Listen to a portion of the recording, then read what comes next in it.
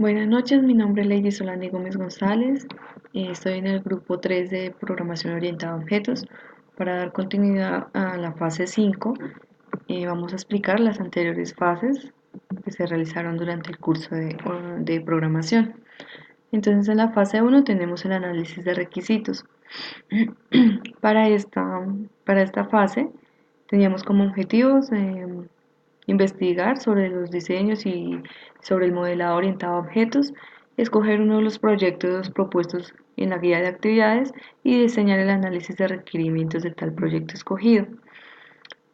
Para esta fase escogí el proyecto A, que era sobre la empresa de transportes de Colombia y que tenía como aspectos a tener en cuenta los siguientes: una tabla sobre los empleados, los usuarios, unos requisitos para cumplir como el registro de usuario, la consulta de usuario, la eliminación, el ingreso de envíos, los reportes, la validación de usuarios para el software, etcétera.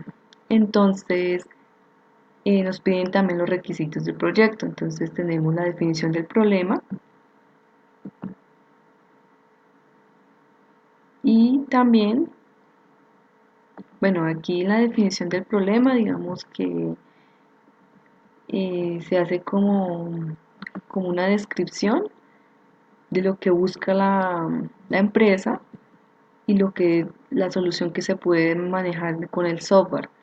Entonces ya nos genera el objetivo general, que es realizar el análisis, el diseño, la implementación y la ejecución del software, utilizando la metodología orientada a objetos.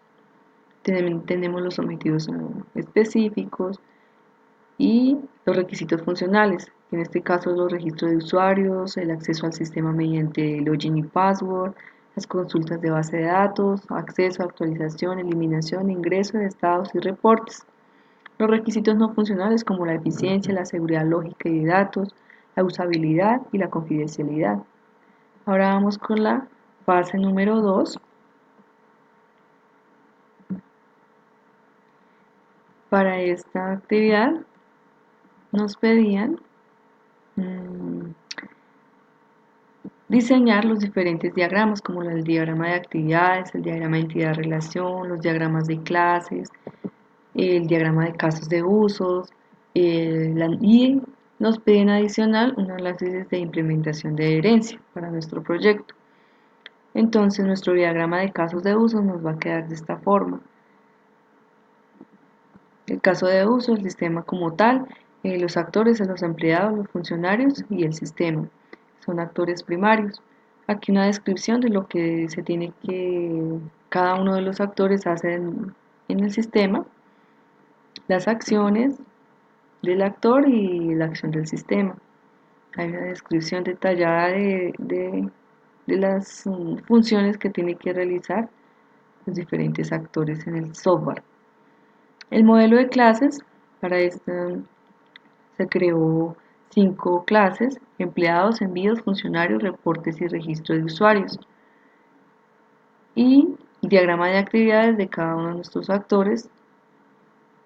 De igual forma, el diagrama entidad-relación, la relación uno a muchos, uno a uno, etcétera, que hay dentro de las clases. También era como un análisis sobre la implementación de herencia, sobre cómo las clases pueden tener varios atributos comunes que se pueden simplificar en el proyecto. Para esto vamos a pasar a la fase 3, que ya es la entrega sobre las interfaces y la creación de las clases en el software de Java, que para este caso descargué el programa Eclipse y allí comencé a hacer mi proyecto. Para este proyecto creé un proyecto que se llama Empresa Transportes, el cual tiene Data Connection, el paquete Data Connection, que me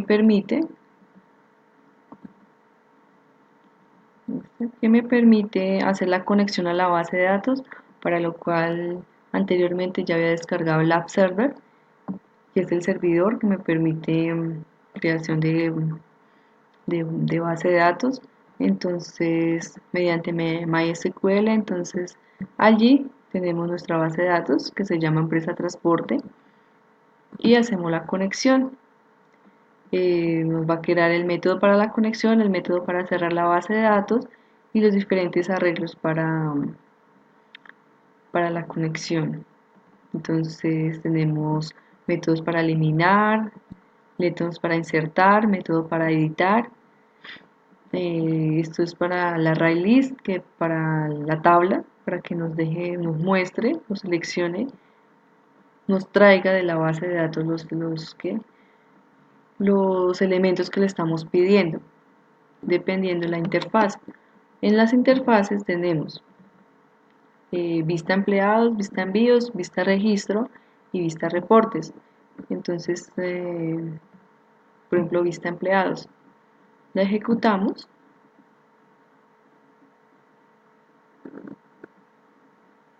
y allí nos va a traer, nos va a solicitar a la base de datos.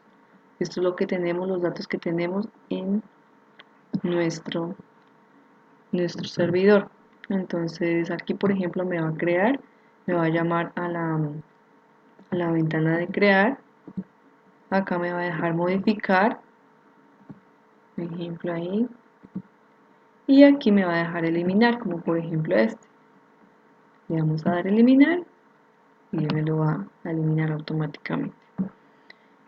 Esto es por este lado. También tenemos las clases, clase empleado, que en este caso, como ya te tenía para la fase 4, que nos pedían la herencia, pues me va a estar haciendo un llamado a la clase padre, que es usuarios, pero antes lo tenía sin esto. Entonces para la fase 3 lo tenía sin la extensión usuarios, pero por la fase 4 es que ya le tengo implementada la herencia. Esto es por el lado de nuestro software como tal, las interfaces.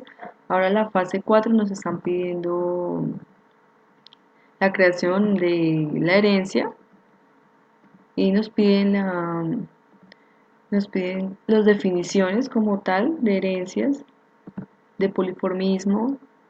La herencia es un mecanismo que permite la definición de una clase a partir de la definición de otra ya existente. La herencia permite compartir automáticamente métodos y datos entre clases, subclases y objetos. Entonces, de esta forma ya nos piden. Para mi software implementé la herencia múltiple porque es una clase padre que le hereda a varias clases hijos, mientras que la herencia simple solamente le está heredando a una clase hijo. Entonces vamos a mirar en nuestro software. Como se pueden dar cuenta, aquí la clase padre es usuarios, y él tiene clases hijas como empleado y registro clientes. Acá tengo otra clase padre que es procesos y él está heredando sus atributos a la clase reportes y a la clase envíos. Con esto concluyo mi video. Espero cumpla con los requisitos propuestos y muchas gracias. Buenas noches.